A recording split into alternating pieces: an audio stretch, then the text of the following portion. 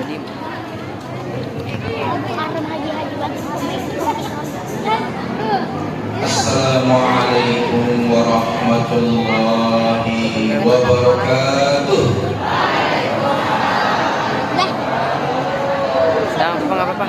Innal hamdalillah nahmaduhu wa nasta'inuhu wa nastaghfiruhu wa na'udzu billahi min shururi anfusina wa min sayyi'ati a'malina.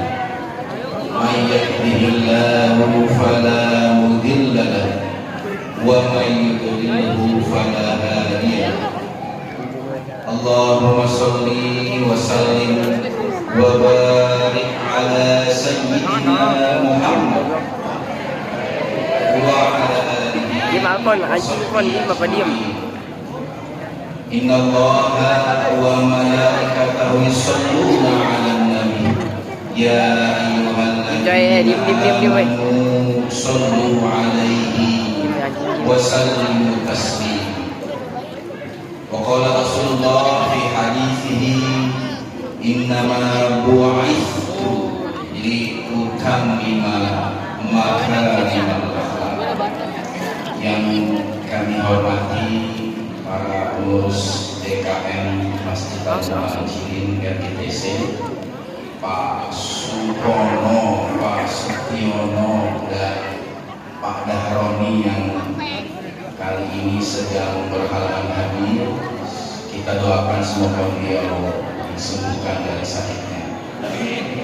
Yang saya hormati Ketua RW 10 Kelurahan Cakung Barat, Pak Atok, dan para jamaah, terutama jamaah bapak-bapak yang kami muliakan, Ketua Majelis Taklim Ibu Faridah, yang kami hormati Ibu Mutia yang suaranya Masya Allah, yang kami hormati adik-adik kita yang telah melantunkan Maulid Tiba dengan marahnya yang luar biasa, penuh hati, dan tentunya untuk seluruh jamaah Masjid Al-Muhajirin calon penghuni surga. Amin.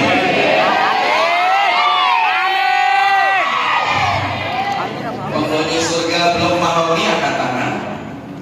Loh, kok ada angkat tangan? Oh, kayak nggak pede masuk surga nih. Mahoni mana Mahoni ya? Penghuni surga ya. Penghuni surga belum. Akasia. Luar biasa Asia. Penghuni surga belum. Apa di Cendana? Mana Cendana? Penghuni surga. Berarti.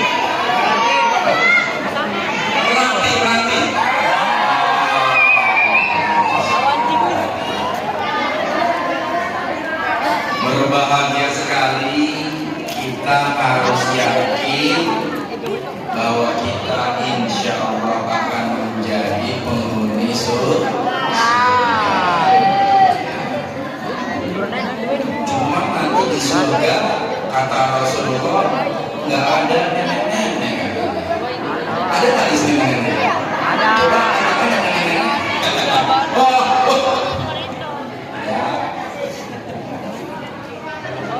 Jadi nanti ya, mari sekarang kita mengimajinasikan surga.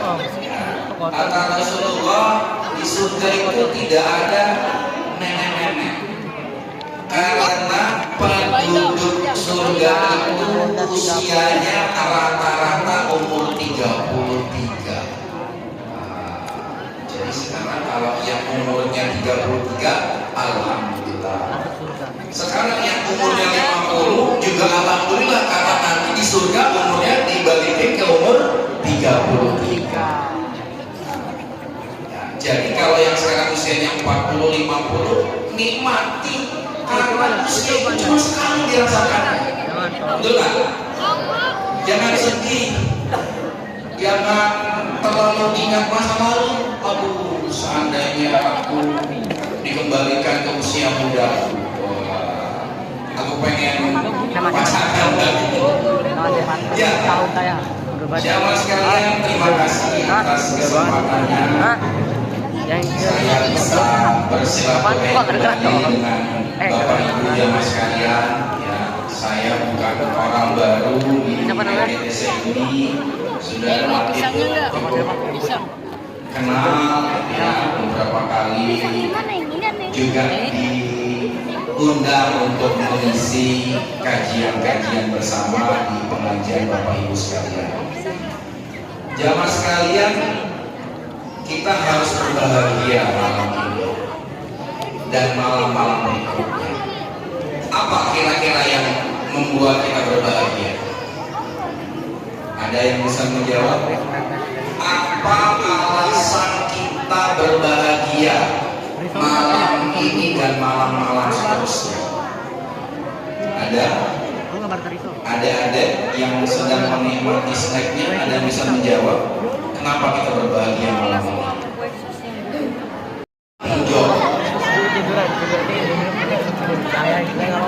Nah, yang lagi pusing kena pinjol sedang berbahagia nggak kira-kira? Harus berbahagia. Kita senang, kita sedih, kita lagi ada masalah, harus berbahagia karena tadi kata beliau betul sekali, karena kita menjadi umat Nabi Muhammad Sallallahu Alaihi Wasallam. Tidak ada kebahagiaan yang melebihi kebahagiaan kita ditakdirkan, ditentukan, dipilih oleh Allah untuk menjadi umat dari Nabi Muhammad Sallallahu Alaihi Wasallam. Dan malam ini kita sedang merayakan kelahirannya, Maulid Nabi Muhammad Sallallahu Alaihi Wasallam. Diawali dengan barzan jilani, Maulid tiba, diawali dengan pembacaan tilawatul Quran. Malam ini dengan acara Maulid Nabi kita diingatkan kembali, dikembalikan kembali, dikenali kembali kepada pemimpin kita, contoh kita, teladan kita, uswatun hasanah kita, pemberi syafaat kita, Nabi Muhammad Sallallahu Alaihi Wasallam.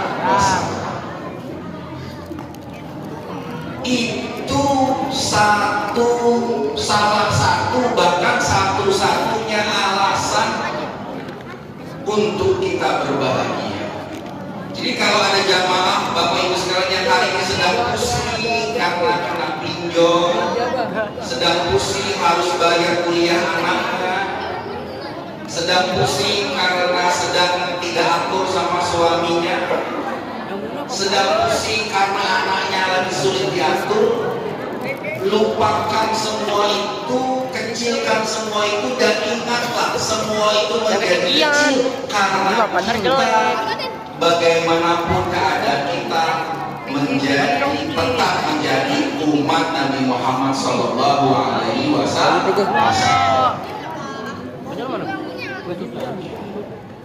Jadi acara Maulid Nabi ini sangat penting. Kita sudah berkali-kali mengikuti acara Maulid Nabi di masjid, di komplek, di rumah, di tetangga. Kita ulang-ulang terus supaya apa? Supaya ingat. Supaya apa? Supaya tidak lupa. Supaya apa? Supaya tetap bahagia sebagai umat Nabi Muhammad Sallallahu Alaihi Wasallam. Maka kita diajarkan untuk banyak bersolawat. Orang yang paling dekat dengan Rasul nanti di akhirat adalah orang yang paling banyak bersolawat kepada Dia. Apa yang membuat Rasulullah itu istimewa hadirin sekalian, jamaah sekalian. Ya, di antaranya karena kecintaan Rasul kepada kita umat. Suatu ketika Rasulullah berkata, Ashtaqtu ila ahbabi qalu alasna. Coba apa isinya semua itu? Ya. Yang ada berita-berita sedih, berita-berita negatif dari pucuknya, Pak Ilyas, dari pucuknya apa? Korupsi kita nggak berhenti-berhenti, Pak. Nggak hilang-hilang korupsi kita. Dari yang paling tinggi menterinya, semua sampai bawah-bawah. Di level menengah, masyarakat menengah, kita dengar berita namanya bullying, ya Bapak Ibu, bullying di mana-mana. Namanya perselingkuhan, namanya udah sering banget selingkuh. Dan itu semua jadi tontonan kita. Yang laku, yang laris, yang viral, yang jelek-jelek. Semakin jelek seseorang, semakin viral dia, semakin laku dia, dan itu akhirnya menjadi contoh. Saya sebagai selain menjadi dai khatib, juga saya sebagai psikolog Bapak Ibu Ayah Bunda selama 24 tahun ini. Semakin kesini menangani kasus-kasus yang luar biasa. Kasus KDRT, apa itu KDRT? Kekerasan dalam rumah tangga. Istrinya dipukul oleh suaminya. Sekarang lebih gila lagi, istrinya membakar suaminya. Polisi, sama-sama polisi, sang istri polwan itu membakar, membunuh suaminya yang polisi dengan cara membakar. Gara-gara apa? Suaminya kena pinjol, suaminya kena judol, judi online, pakai uang istrinya. Kita ini semua sedang dalam darurat akhlak, darurat karakter. Di situ sebenarnya aja. Karena kalau ditonton lama-lama nanti itu masuk ke dalam pikiran kita. Oh, kalau itu kita berbuat salah aja ya. Oh, kalau itu kita berbuat zolim aja ya. Oh, kalau itu kita berbuat maksiat saja ya. Karena yang laku hari ini yang maksiat.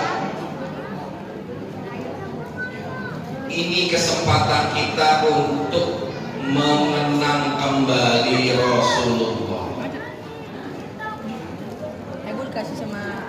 Oke, kita lanjut. Bapak Ibu sekalian, jamaah sekalian, adik-adik sekalian, Rasulullah itu diutus untuk apa? Ada yang bisa jawab? Awas anjing. Siapa? Untuk siapa? Untuk apa? Misi Rasulullah apa? Wah, keren. Tepuk tangan lagi untuk beliau ya. Innama bu'istu liutamima makarimal akhlak. Sesungguhnya aku diutus untuk manusia untuk memperbaiki akhlak manusia. Itu misi utama Rasulullah, memperbaiki akhlak manusia. Akhirnya Rasulullah dibekali dengan Al-Quran. Akhirnya Rasulullah dikasih perangkat-perangkat, dikasih alat-alat untuk memperbaiki akhlak manusia. Apa itu perangkatnya? Perangkatnya rukun iman, rukun Islam. Yang pertama adalah tauhid. Apa? Tauhid, mengesahkan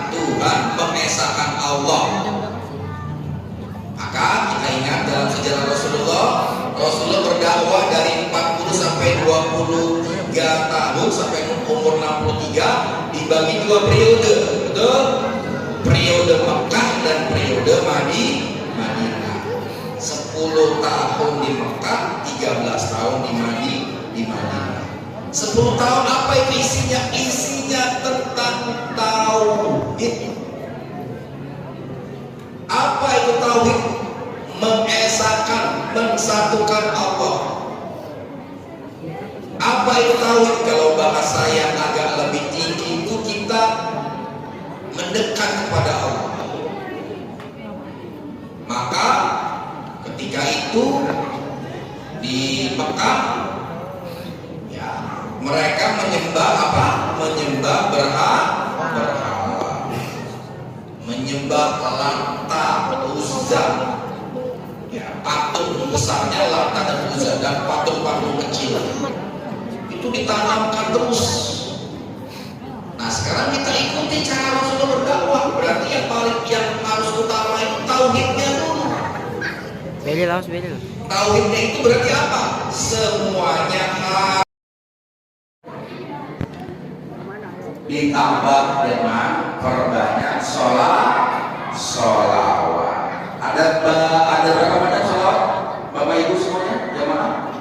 Ada banyak ya, saya juga nggak apa. Ada sholawat Rasul, ada sholawat Jibril, ada sholawat Nariyah, ada sholawat Tibil Qulub. Silakan dipelajari, silakan dibaca, diamalkan sesuai dengan hajatnya, sesuai dengan peruntukannya. Karena amalan-amalan itu akan memberikan pahala kepada kita dan akan menjadi energi kepada orang-orang di sekitar kita. Utamanya adalah orang-orang terdekat kita. Kalau kita sedang punya anaknya sedang lagi nakal-nakalnya, sabar, ya, jaga emosi. Ini terutama untuk bunda-bunda ini, ya, bunda-bunda yang masih punya anak-anak kecil, jaga emosinya, jaga mulutnya, jaga hatinya, karena doanya terkabul. Masalahnya yang didoakan itu yang baik apa yang buruk? Jaga mulut. Imam Sudais itu, Imam Masjidil Haram, itu konon katanya waktu kecil itu nakal di kampung, hiperaktif lah kalau bahasa psikologisnya. Tapi ibunya luar biasa sabarnya. Ibunya itu gemes ngelihat Sudais. Tapi apa yang dia bilang? Aduh anakku, mudah-mudahan kamu nanti jadi Imam Masjidil Haram. Akhirnya betul menjadi Imam Masjidil Haram. Jadi bunda-bunda ini jaga hatinya, kalau lagi kesel keluarkan doa yang baik. Semoga kamu jadi gubernur kayak Sidul. Semoga kamu jadi presiden. Semoga kamu jadi yang baik-baik, jangan yang buruk-buruk. Saya punya contoh nih, Bu, kawan saya udah tua nih, ya, udah di atas 40. Saya berkunjung ke kawan lama saya yang itu dia habis kecelakaan. Saya silaturahmi ke dia, seperti ibunya kan, seperti ibu saya. Dia cerita, masih malu kalau sampaikan nama itu. Dia itu berpikir kenapa? Karena kualat sama saya. Kenapa bisa kualat? Iya, saya itu kalau malam-malam itu suka, ini ibu udah tua, udah 70 tahun gitu, suka bersihin wastafel gitu, piring segala macam. Teman saya cuma komentar gini, Bu, ngapain sih? Udah bersih kok, dicuci lagi. Langsung ngambek itu, langsung masuk kamar, tutup pintu, langsung menggerutu dalam hati, kesal sama si anak itu. Seminggu kemudian anaknya teman saya kecelakaan. Padahal dia kemana? Dia pergi ke Cianjur untuk ikut pengajian kayak begini. Kecelakaan, hanya patah. karena doa seorang ibu. Jadi salah satu doa yang langsung dikabulkan di dunia itu adalah doa seorang ibu. Nah, maka bunda-bunda ini jaga hatinya, jaga mulutnya, jaga kertak-kertak doanya kalau mendoakan anak-anaknya, termasuk mendoakan suami. Baik, yang terakhir, ayah bunda sekalian, ini masjid kita nih. Saya tadi banyak diskusi sama teman-teman pengurus. Kebetulan saya juga pengurus DMI di Pondok Kelapa, pengurus masjid juga di Baitul Salam Bilimun. Ayah bunda, kita ini operasional dakwah umat ini sangat besar, ayah bunda, Bapak Ibu sekalian.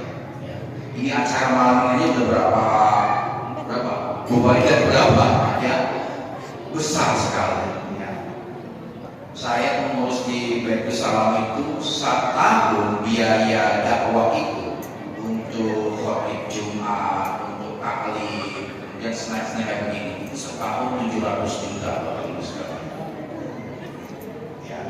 Nah, masjid kami itu masjid swadaya, nggak ada bantuan dari pemerintah, nggak ada. Semua swadaya dari warga. Nah, alhamdulillah masjid kami itu ada unit usaha, namanya usaha TK sama RSG, ruang serba. Kita ada income. Nah, bayangin masjid-masjid lain yang nggak punya income, akhirnya banyak yang istilahnya apa ya, macet, nggak bisa mengadakan taklim karena masjidnya nggak sanggup bayar ustadznya, operasionalnya habis untuk bayar listrik segala macam. Nah, ini prihatin. Tapi tantangan buat kita harus menjadikan masjid sebagai pusat peradaban kita, pusat perbaikan akhlak kita. Rasulullah ketika hijrah sampai di Madinah, hal pertama yang dia lakukan bukan makan, bukan apa-apa. Hal yang pertama dia lakukan menunggu kontanya untuk sampai di titik mana, di situ dia membangun masjid. Disitulah beliau berdakwah, mendidik, latihan perang, semuanya dari masjid di Madinah. Nah, kita ini sudah dikasih nih masjid keren ini, indah ini. Ya. Tadi OPS-nya sudah dibantu sama Pemda karena ini masjid yang dikelola oleh Pemda. Maka mari kita makmurkan, mari kita semarakkan masjid kita. Ya. Nah, ini alhamdulillah sudah aktif kan di sini sama ibu-ibu ya, ibu-ibunya nih ya kan. Masya Allah, pengajian juga di blog-blog sudah sering. Kemudian adik-adik kita ini juga sudah rajin pelatihan mawaris untuk marawis untuk menyemarakan acara. Nah, tinggal dari bapak-bapaknya harus lebih rajin lagi, Pak, harus lebih semangat lagi, dan jadikan masjid kita ini sebagai pusat perbaikan akhlak. Anak-anak kita ngaji di sini, diajarkan akhlak Rasulullah, diajarkan akhlak sahabat, diajarkan ulama-ulama. Jaga dari lingkungan negatif, tempatnya di masjid. Capek, lelah, stres, datang ke masjid, sholat ikut jamaah, ditambah dengan sholat sunnahnya, sholat duhanya, sholat tahajudnya.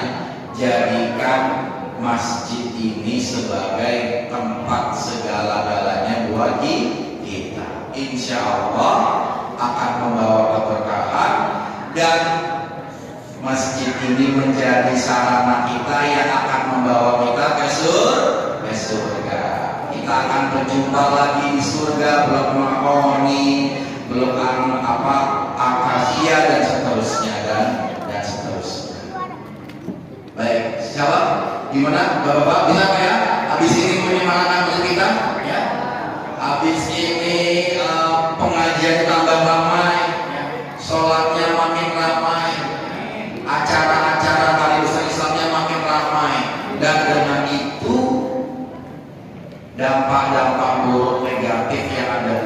bisa kita filter. Dengan itu, dengan rajinnya kita ke masjid, dengan rajinnya kita berkegiatan, dengan semangatnya masjid akan membawa keberkahan dan memberikan keselamatan, kesejahteraan, kebahagiaan kepada seluruh warga penduduk daripada RGTC.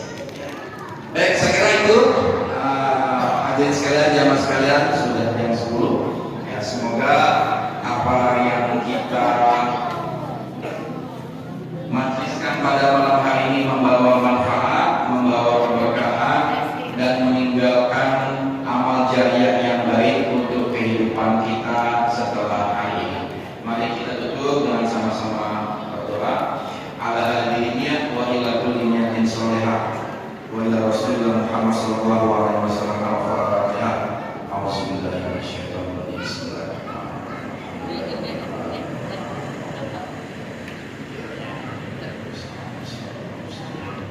Siratal ladzina an'amta 'alaihim ghairil maghdubi 'alaihim waladdallin. Allahumma hamdaka fi 'amahu wa yukafi mazidah.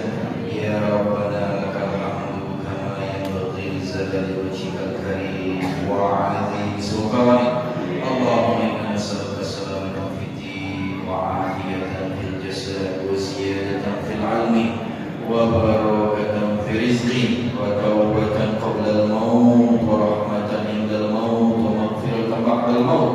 Allahumma hawwin 'alaina fi sakaratil maut wal najata minan nar wal 'afwa 'inda al-hisab. Allahumma ij'al jam'ana hadha jam'an marhuman wa tafarraquna min ba'dihi tafarruqan ma'suma. Allahumma a'inna 'ala dzikrika wa syukrika wa husni 'ibadatik. Allahumma la tad'a lana dhanban illa ghafartahu wa la hamman illa farajtahu. Ya Allah, di malam yang berbahagia ini, di malam kami mengingat, mengenang dan mengenal kembali Rasulullah ya Muhammad sallallahu alaihi wasallam. Berikan kami istiqomah ya Allah, berikan kami kesabaran ya Allah, berikanlah kami kekuatan untuk dapat menjadi umat-Mu yang terbaik, untuk dapat menjadi pengikut Rasul-Mu yang terbaik ya Allah. Ya Allah yang Maha Pengasih, yang Maha Penyayang, berikan kami kekuatan untuk dapat istiqomah menjalankan kewajiban-kewajiban kami, menjalankan sholat kami ya Allah. Jadikan sholat kami sholat yang nikmat ya Allah, jadikan sholat kami sholat yang khusyuk ya Allah, jadikan sholat kami yang membawa kami kepadamu ya Allah, jadikan sholat kami yang dapat mencegah kami dari segala keburukan ya Allah, dan jadikanlah sholat kami sholat yang membawa kepada surga-Mu ya Allah. Ya Allah yang Maha Pengasih, Maha Penyayang, selamatkanlah keluarga kami ya Allah, selamatkanlah istri kami, suami kami, anak-anak kami, ayah bunda kami ya Allah, dan jadikanlah keluarga kami keluarga yang sakinah, mawaddah, warahmah. Jadikan istri kami istri-istri yang memberikan kesejukan kepada kami. Jadikan suami kami suami-suami yang melindungi dan memberikan kesejukan kepada kami. Jadikan anak-anak kami anak-anak yang soleh dan solehah yang memberikan kesejukan kepada kami ya Allah. Ya Allah yang Maha Bijaksana, jagalah lingkungan kami ya Allah, jagalah RGTC kami ya Allah, jagalah RGTC kami dan jadikan RGTC kami menjadi kendaraan menuju surga ya Allah. Ya Allah jagalah Indonesia kami ya Allah, jagalah akhlak pemimpin kami, jagalah akhlak anak-anak kami ya Allah, jagalah akhlak guru-guru kami ya Allah, dan beri kami kesempatan untuk ikut memperbaiki akhlak bangsa ya Allah. Rabbana atina fid dunya hasanah wa fil akhirati hasanah wa qina adzabannar. Bifadlika subhana rabbika rabbil izzati amma yasifun wa salamun alal mursalin walhamdulillahi rabbil alamin. Ya wa'afu minkum, wassalamualaikum warahmatullahi wabarakatuh.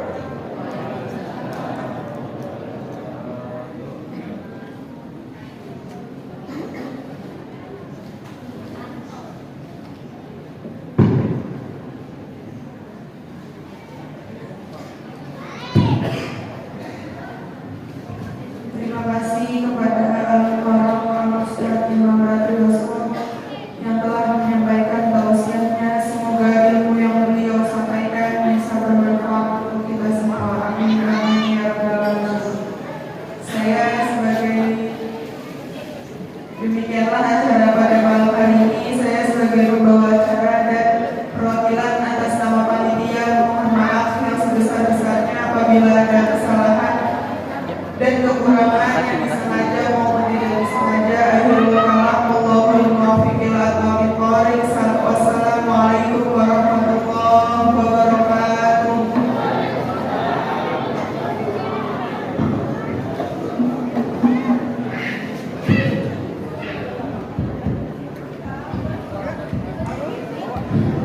jadi